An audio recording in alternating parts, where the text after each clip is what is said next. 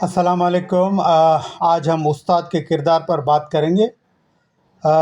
سب بچوں کو ایک نظر سے دیکھنا چاہیے، سب کو ایک جیسا حق بھی ملنا چاہیے۔ اپنے قول و فعل سے بچوں کو متاثر کرے استاد کا میسج بالکل واضح ہونا چاہیے۔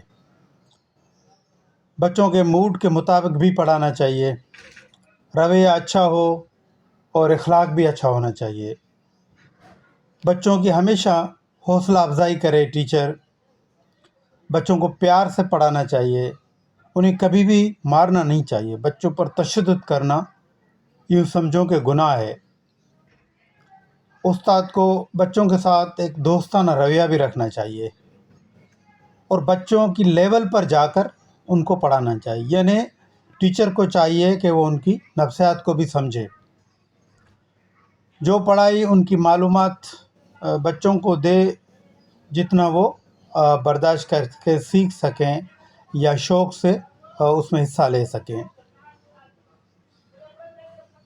بچوں کے ساتھ کھیل بھی کھیلنا چاہیے، ان کے ساتھ جو ہے ہم نصابی سرگرمیاں جس کو ہم کہتے ہیں وہ کرنا چاہیے۔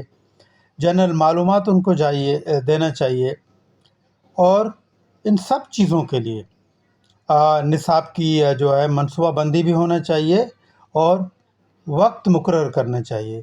کوئی بھی چیز وقت کے بغیر نہیں کرنی چاہیے۔ شکریہ۔